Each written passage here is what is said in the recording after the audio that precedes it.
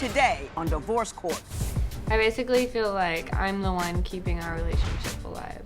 Meredith is sick and it causes us financial burden and it is taking a toll on our relationship. Tyler cheats on me and it makes me feel like a spare tire. Meredith is controlling and jealous and she doesn't take me at my word.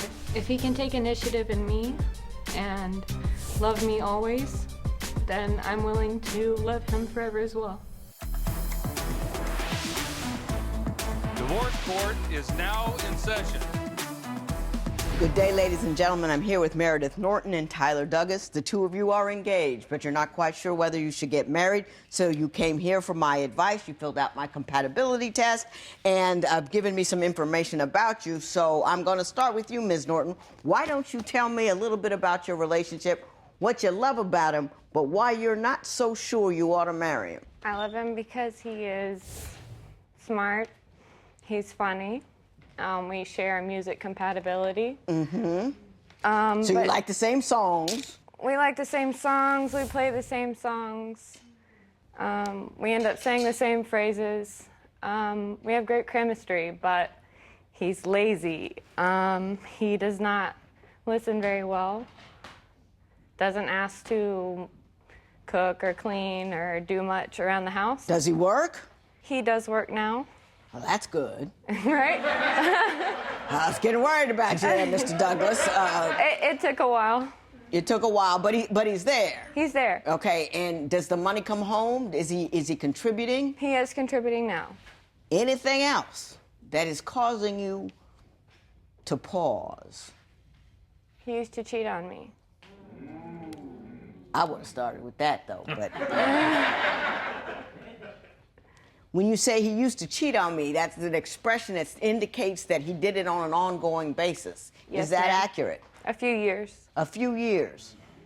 Mr. Douglas, do you admit to having cheated on her, or has she got that wrong? She has that wrong Okay. slightly. I will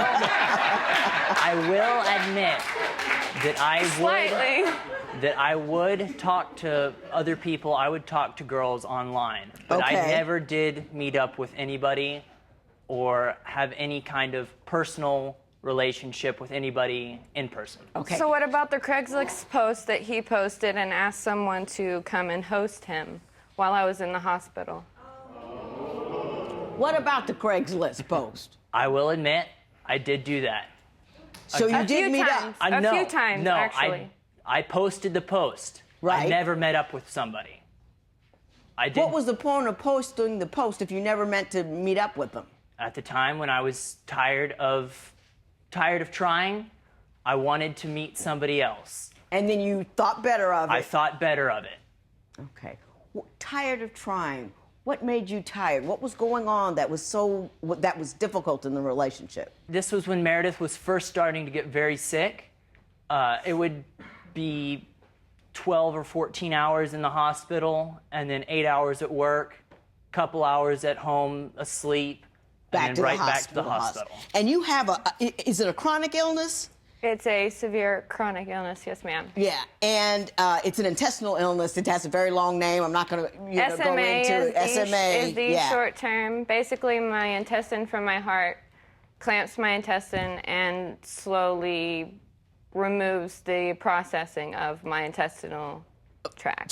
So of the food going down. Okay. Yes, ma'am. And it's chronic. It's chronic. I live with a tube. And how you doing right now? I mean, does it have flare-ups, worse times and better times, or you've got it managed? in the last few months, I've been having seizures and some medical issues. We've been having financial issues due to medical debts. And you're 19 and you're 23. 22. 22? Oh, 22. Are your parents around? No, they all of our parents live in Texas. Okay. I've been on my own since I was 16. So You've been on your own since you were 16? yes, with him. With him. Were you emancipated early, or did whoever your guardian was allow you to go with him? Or? I was not being treated well, and I decided that leaving and doing something better for myself was the best thing to do. And you two were dating at the time, so you decided to live together. Yes, Yes. she decided to move in. Wow. I'm going to say something, whether I think you should be married or not or whatever, notwithstanding, mad kudos to both of you for, since you're on your own 16, this really tremendous illness, you've stuck with her, you've dealt with it, and you're on your feet and working, kudos to you.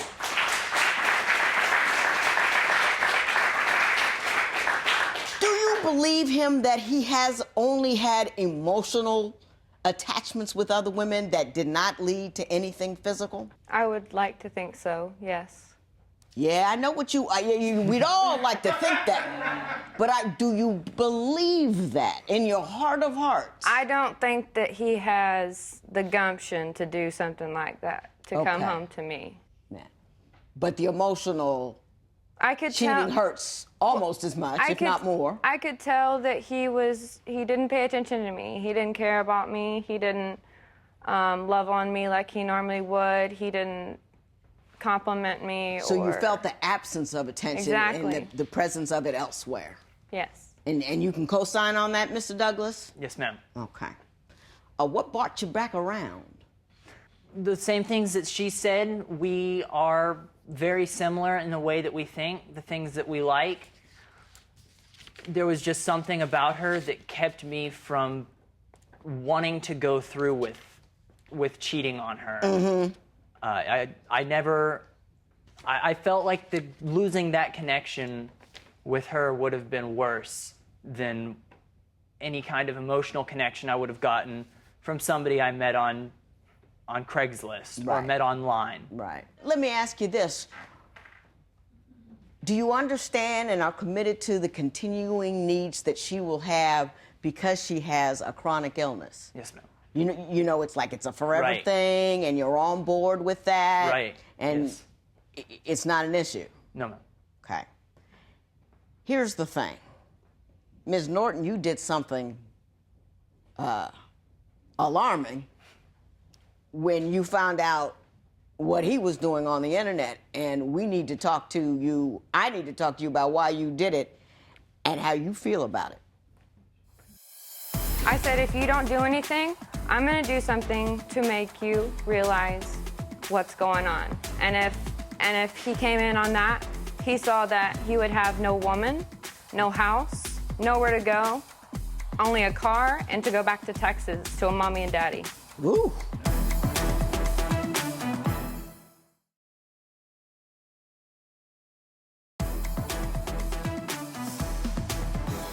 So what did you do when you found out that Mr. Douglas was having emotional affairs with women? I had my long-term friend with me of 10 years who I had basically treated like a brother and best friend, and I slept with him. And I had Tyler walk in on us. Now, did you sleep with him at a time and place where you knew Tyler would come in and see you? Yes, I did. Did you want to give him the zing? I did it to hurt him. Yeah. Yeah. Because it's the same thing. Yeah. Do you regret that? No. Because I want to understand that he knows that he hurt exactly the same way that I was hurting. Mr. Douglas, that's deep. Nobody's ever said that to me before when they've done a revenge cheat like that. And we're going to talk about that in a second. Mr. Douglas, how did you get past that, or are you past that? I'm not completely past it. I did kick her friend out. I told him, don't come back. He was living with us, so I told him, don't come back. We have issues that we need to figure out. You're not going to help by being here. I was more angry than anything about the way she went about she basically made me walk in on the situation. Right, yeah. Right. Coming off of work, I'm thinking, here I am, I'm coming home, I'm doing good things. The sucker punch nature of the proceedings. I'm coming home and making money, or going to work and making money and coming home, and then I walk in and I hear them doing their thing in the other bedroom. Mm-hmm. All along, while I am supporting most of the family, I'm cooking, I'm cleaning, I'm doing everything, I repeatedly, after 3 years, asked him, and never have I done any emotional, physical, or relationships with anyone else, and ask him, please, do not do it. Pitch in. Please, I asked him. I said, if you don't do anything, I'm going to do something to make you realize what's going on. And if he came in on that, he saw that he would have no woman, no house, nowhere to go, only a car, and to go back to Texas to a mommy and daddy. Ooh. You go, girl. Whoo. Yeah. Not that I support tit for tat anything. And let me tell you why. Because it never makes anything better. It makes things, it may make him feel like you felt, but then what? At the cost of what? And if that becomes a habit, because in all marriages, there's a whole lot of not getting what you need, not getting what you want. And if your response to he's not emotional enough is to do something tit for tat, then your marriage won't work out. Because there's always going to be something going on where you're not totally pleased and satisfied. But if I know this was extra and deep. Or if he doesn't tell me that things are going on, or if I am not told, oh, baby, I love you, I'm so sorry, I miss you while you're in the hospital, while you're talking to other women. I understand the nature of I understand the nature of your hurt. I understand exactly why you did it. But what I'm telling you is, if you want to be married, tit for tat will not be successful. There was no tit for tat. I understand. No, it was. It was a tit for tat of revenge, but I wanted him to see of, I don't want you to do this anymore. I don't want him to do this anymore. I get that completely. I get that completely. Those kind of lessons can backfire. People die behind that stuff. That's all I'm saying. Do you believe she was misusing the pills in order just to get high? I don't think she was using them just to get high, but she was using them in an appropriate manner. I was using them because the Texas of laws required me to be that way. Do you think Meredith did the right thing with her revenge cheat? Tell us what you think at facebook.com/Divorce Court.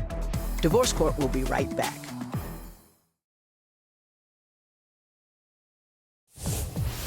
If you would like your case to be heard on Divorce Court, call us toll-free at 1-877-311-2222 or log on to our website at divorcecourt.com.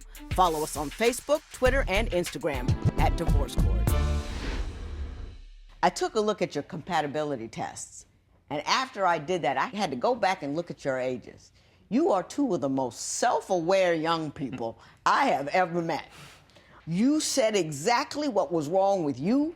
You said exactly what was wrong with the other one. They coincided. They were right on point, and they were right with your story. And it shows a depth of understanding about yourself that is unusual for people of your age. I'm going to say this. Ms. Norton, you're the one who's hesitating. He asked you to marry him, and you're the one who's hesitating. What would make you comfortable enough to go ahead and do it? What could he do, if anything? I believe that as long as he is continuing to contribute to the household and he takes an initiative to ask me to do more things and help me and realize that my illness is something that is going to be there forever, but I'm going to be the most functional wife that I can be. And if he can stick with that, I'll stay with that. Okay. Mr. Douglas, what did she just say? She said that she thinks that we would be able to be married and that she would go ahead with marrying me as long as she feels like I can contribute more to the house, to the home, to the relationship. That's what she said. This is what she meant.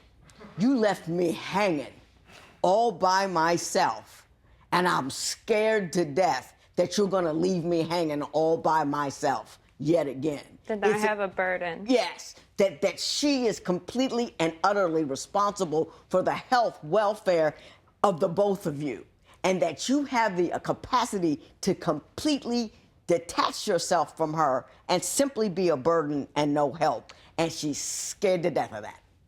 That's what she's saying. That's what she's saying. But what?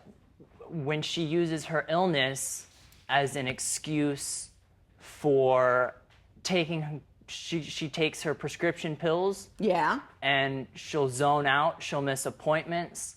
When we went to school, she would forget homework, forget her tests. Do you think she was using her drugs inappropriately in order simply to zone out? It seemed that way. At the time, it seemed that way. Okay. But right now, she's the primary breadwinner and has been for some time. Since we moved to California, yes, I would. So there has been no pill misuse. I mean, that was a thing that happened. That was a chronic issue. Yes, that was a daily issue. An ongoing issue. And that's why I would go out. I would find somebody else to talk to because she would be passed out for 14 hours in bed on pills. But do you believe that that was a function of her illness, or do you believe she was misusing the pills in order just to get high? I don't think she was using them just to get high, but she was using them in an appropriate manner. I was using them because the Texas of laws required me to be that way. Explain that. In California, if you have a medical card, you can use cannabis. Mm-hmm. I felt like I wasn't using the prescriptions I was supposed to use to zone out. Mm-hmm. I felt like I was using them because doctors required you to take them in order to be functional. Mm-hmm. So the narcotics were just too overpowering, and now that you've had an opportunity to change what you use to manage your illness, your SMA, you're able to function. You're fully cognizant of that, right, Mr. Douglas? Yes. So you don't believe what you used to believe about what she was doing? I don't believe that she misuses pills anymore, no. Okay, cool. What do you think is the main reason Meredith is unsure about marrying Tyler? Share your opinion on Twitter and Instagram at Divorce Court. Divorce Court will be right back.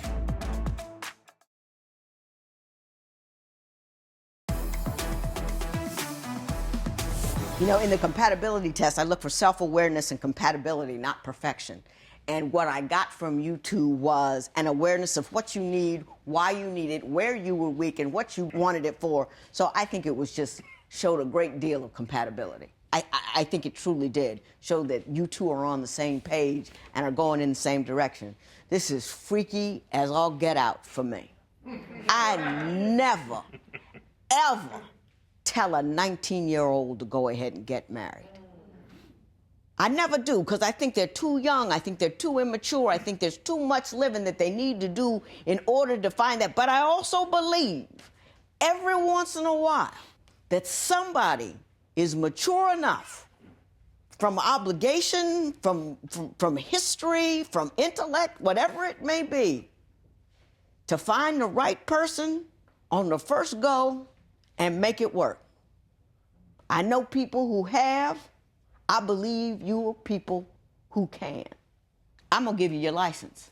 I wish you the best luck. I think he's on board with you.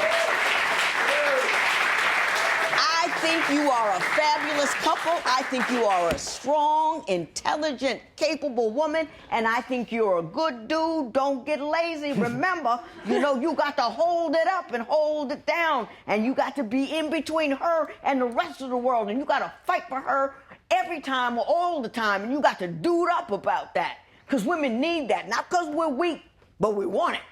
Yeah. Good luck to both of you. This matter is adjourned.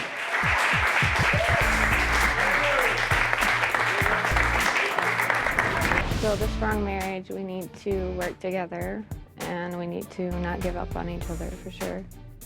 And we need to be able to listen to each other and be there emotionally, mentally, compassionately. We'll always work together, and I feel like he's going to be the man that I need him to be.